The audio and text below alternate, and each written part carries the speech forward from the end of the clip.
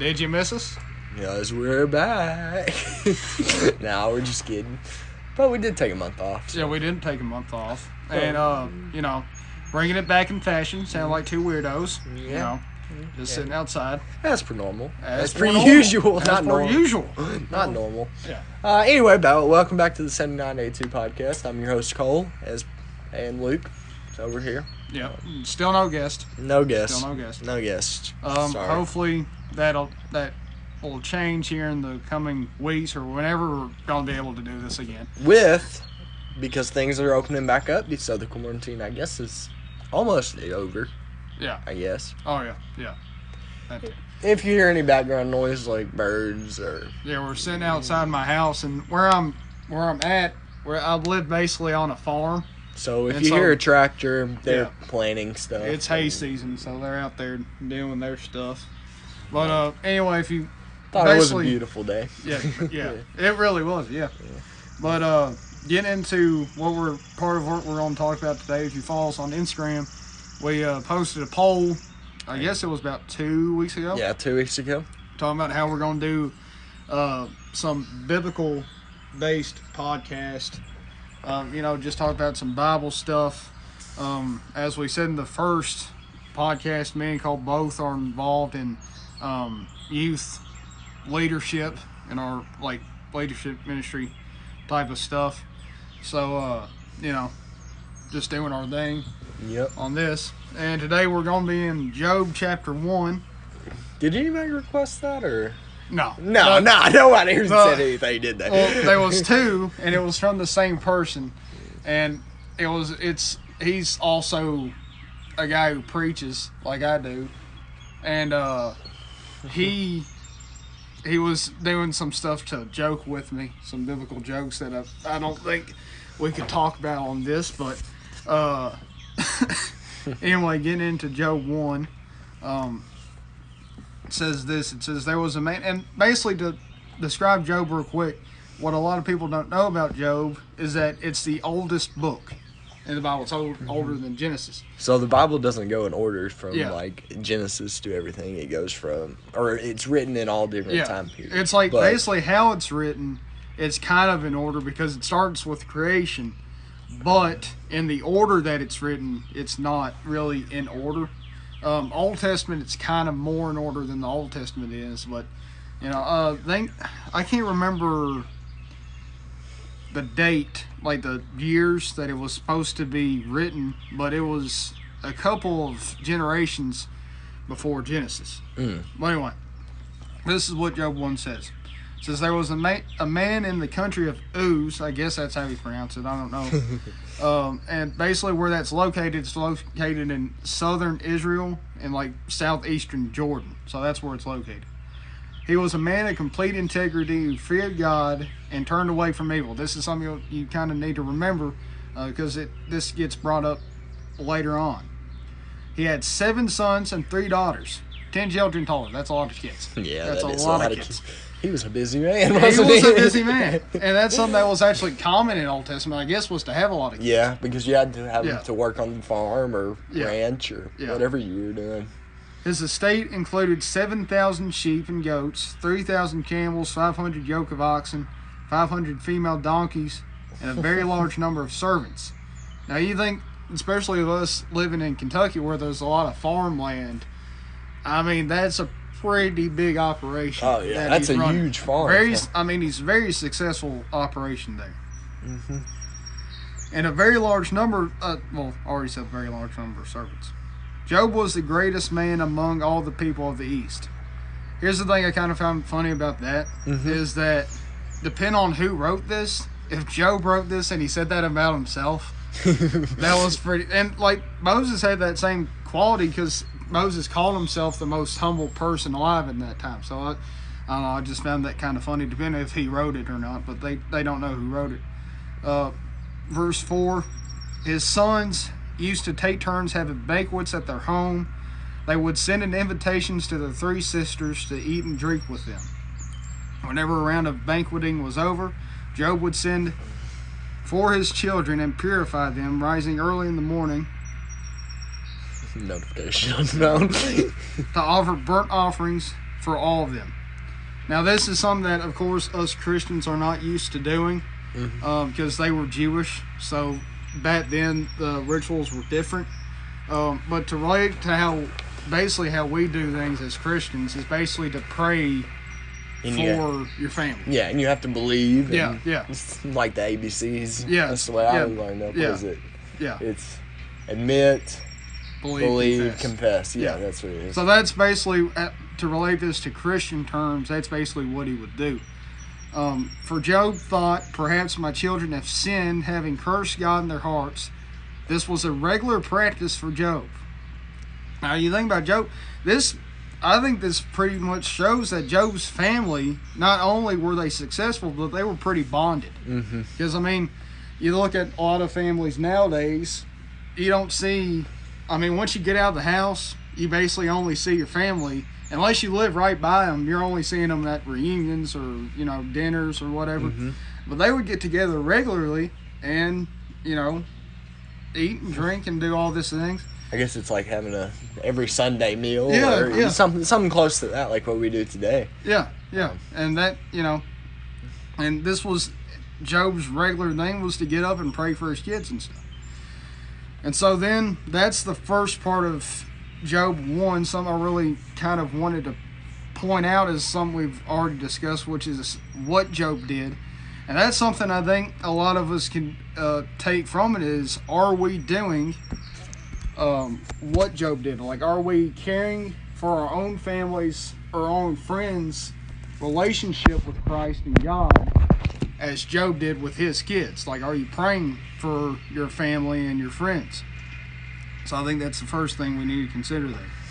Now, the second part of Job 1 is a well-known part. It's where Satan first tests Job. And starts up in verse 6.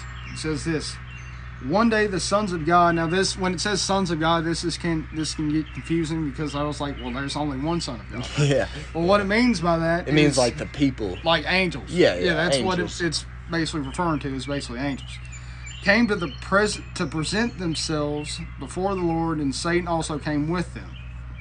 And something that, if you go to our church and you're listening to this, something we talked about is God's omnipresent. Yes. Satan's not. Yes. So that's something that I kind of picked up that way I talked about. And what does omni mean?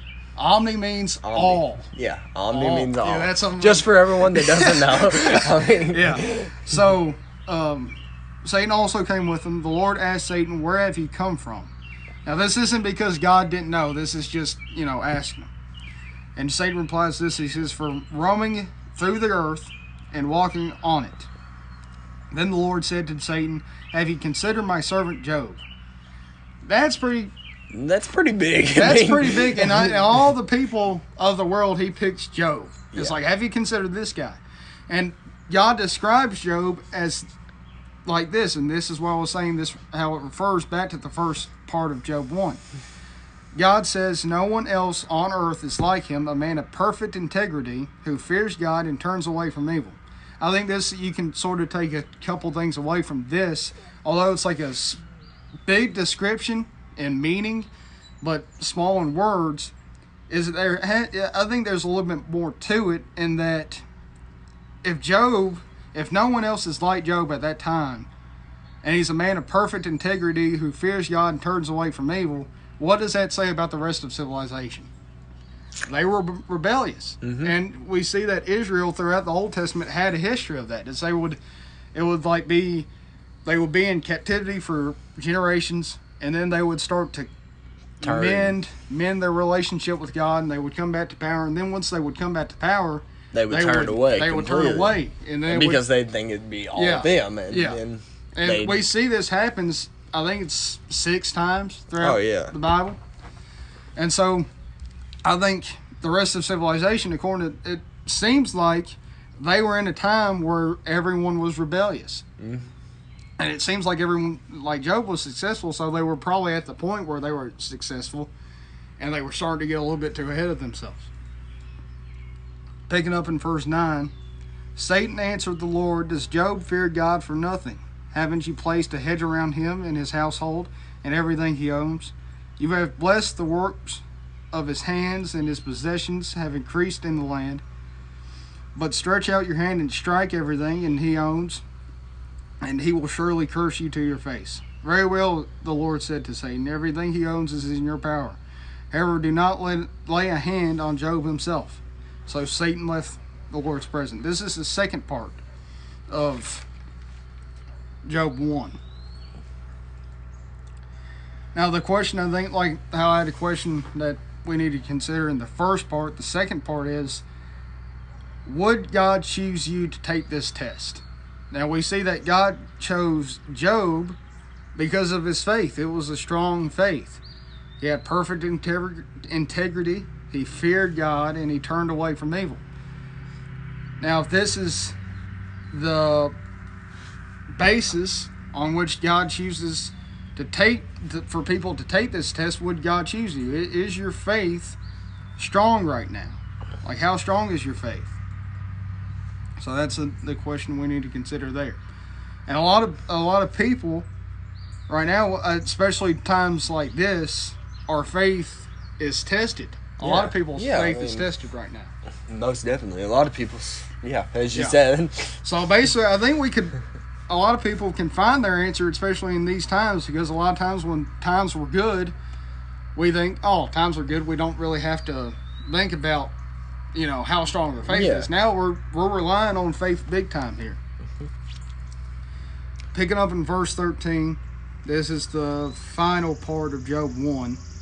One day when Job's sons and daughters were eating and drinking wine in their oldest brother's house, a messenger came to Job and reported, while the oxen were plowing and the donkeys grazing nearby, the Sabians, which was, I have notes here, they're located in South Arabia. They were like a tribe of people. Swooped down and took them away. They struck down the servants with the sword, and I alone have escaped to tell you. He was still speaking. This is a big part. He was still speaking when another messenger came up and reported, God's fire fell from heaven. It burned the sheep and the servants and devoured them. I alone have escaped to tell you. That messenger was still speaking when yet another came and reported. The Chaldeans, which they were located in Babylonia or Iraq, or modern Iraq, which is another tribe of people. Okay. I lost where I was. Yeah. The Chaldeans formed 3 bands, made a raid on the camels, and took them away. They struck down the servants with the sword, and I alone have escaped to tell you. He was still speaking when another messenger came and reported, your sons, and this is the biggest blow. This is the big one. Your sons and daughters were eating and drinking wine in their oldest brother's house. Suddenly, a powerful wind swept in from the desert and struck the 4 corners of the house. It collapsed on the young people so that they died, and I alone have escaped to tell you. Now, you think about how is Job taking in this information? It's not like each servant is coming to him within a day apart. I mean, they're still speaking. Apart. I mean, they're literally still speaking. And I'm like, if you tell me this information within a couple weeks apart, like, I have time to recover from each part. Yeah. But, I mean, it within all hitting seconds, you all at the same time. Yeah. There's some thinking that has to go, come along, and maybe, I can't tell you how. I would hope I would react like Job reacted, and this is how Job reacted. It said, then Job stood up, tore his robe, and shaved his head. He fell to the ground and worshipped, saying, naked I came from my mother's womb, and naked I will leave this life. The Lord gives, and the Lord takes away. Blessed be the name of the Lord. Throughout all of this, Job did not sin or blame God for anything. Now that's the end of Job 1. Now, we look at, this is exactly in the order in which Job was tested, like the test that was brought to him. The first one, oxen and donkeys stolen and servants killed. That was the first messenger. The next one, who would interrupt the first, sheep and servants killed. And you notice, each one would be the only surviving one. So maybe there was some still surviving, but he's only left with 4 servants, and he really originally probably had hundreds, maybe thousands. Oh, probably at least. Yeah, at least. I mean, think about. You'd have to have that many to have that. Yeah, to have that big of an operation, you would have to have that many servants. That guy was still speaking when he learned that camels stolen and even more servants killed. And then that guy was still speaking when he learned that all his children had been killed. Now you think if, let's say you're sitting at home and let's say you had a group of friends, all of them, let's say you had like 10 friends, and 3 of them come, there's only 3 left, and they tell you all this stuff like basically all your possessions are gone and all your family's dead. How are you reacting? It's probably, for me, I would hope that I could react like Job did. And by the way, this isn't the end of how he was tested. There's a whole chapter full of it. Next chapter of how he's tested. And maybe next biblical podcast we can dive into how he was tested next. But just his initial reaction, even when taking precautions like we read in the first part of Job 1, how he would pray for his children, that was to basically preserve their life. And to hope that they could still live. And the one thing he tried to prevent happened. And yet he didn't feel betrayed. He didn't feel anger at God. He worshiped. And that's probably the model example of how we should react to suffering. Which is hard to do. It's hard. I don't know if I could do that. Yeah. And I don't know if I really don't. We would hope that we could. Yeah, we would hope so, but we don't know. When it comes to that. Yeah, it's like we don't know if we would unless it happens to us. Mm-hmm. And then another thing is, even when, like we mentioned before, everyone around him was in rebellion, he still worshipped. And that's a big thing now. We see a lot of chaos that's going in throughout our world, and it would be pretty easy to be angry at God because it seems like everyone else is. Oh, yeah. But Job was in this situation where it seemed like everyone was in rebellion, according to how he was described. And yet he still worshipped. He didn't follow the crowd. So basically, to wrap up, the final question is, how would you react? How would you like to react? Like, if you were going based on how your faith is, I would like to react that. I would like to, yeah. I don't know if I could. That would be the hardest thing to do, is actually being in the situation, seeing how you would react. Because you'll never know how you react until you're actually put into a situation. Because if I'm Job, one thing, of course, it's like he took all these precautions to make sure his children would be safe. But also, it's like everyone's in rebellion, yet this is happening to me.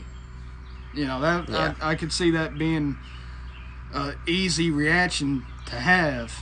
One that would probably come up to mind really quickly. But yet he still worshipped. So, just to wrap up Job 1, the model example. Yeah. The model example. All right, well, we're going to pause here because, I gotta go use the bathroom real quick. And then we'll resume with other things. Yes. So, stay tuned. Yeah. We'll be back in a second. While Cole is using the facilities, we would like to say that if you haven't yet, go follow us on Instagram. It's called the 7982 Podcast. It's a username. And also, we have a Twitter. Of course, I think a lot of our listeners probably don't have Twitter, but if you do, same username.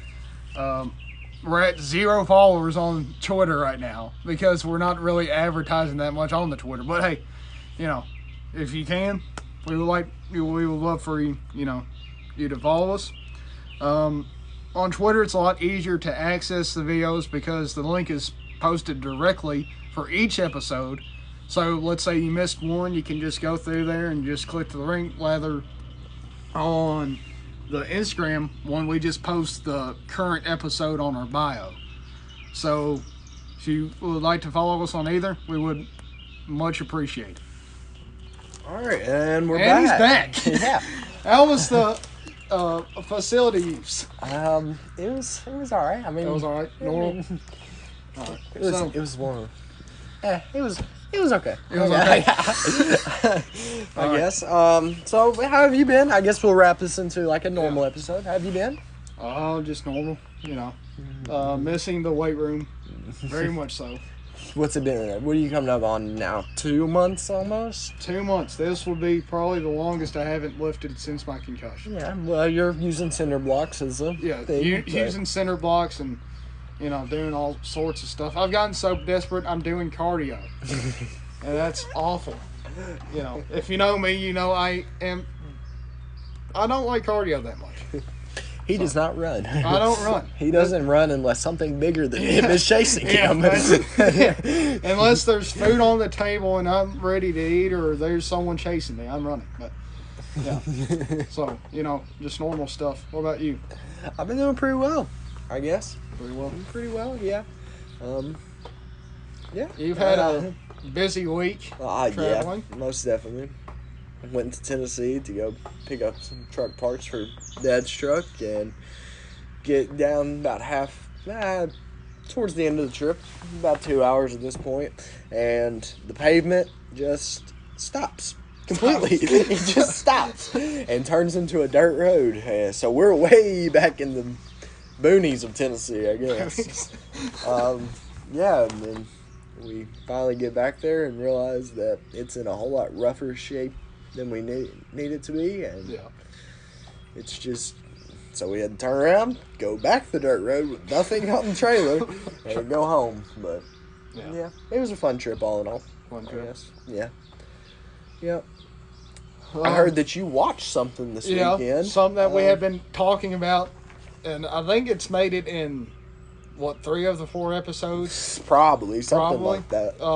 Which this is that we did this for my birthday, which is next week. We bought the pay-per-view UFC 249, which all of y'all who listen know about it. I couldn't have been more happy with it. I was really perfect. Lived up to the expectations. Yes. I didn't watch the fight because I wasn't invited. Well, I would have invited you. I'm just messing around. But I mean, the main event, of course, I would have liked to see Khabib Nurmagomedov fight, but of course, he's due to the coronavirus stuff and the quarantine, he wasn't able to travel back.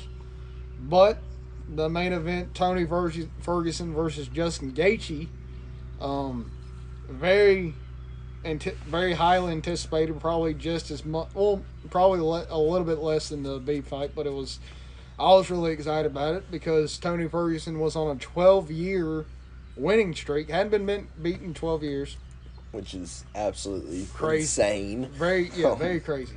And Justin Gaethje, I think it hadn't been as long as Tony. I think he's been on probably like maybe a 4 or 5 win streak, which is still pretty good. I was expecting Tony to. I was expecting it to go probably the full 5 rounds, and it went to the 5th round, and I think Tony just wasn't himself. He's usually, he's real energetic. He moves around. He likes to. Yeah, he's agile. He's very agile. His jiu-jitsu is very good. That's how he fights. Did I say it wrong? No, you didn't say it wrong. You jiu-jitsu. Jiu-jitsu.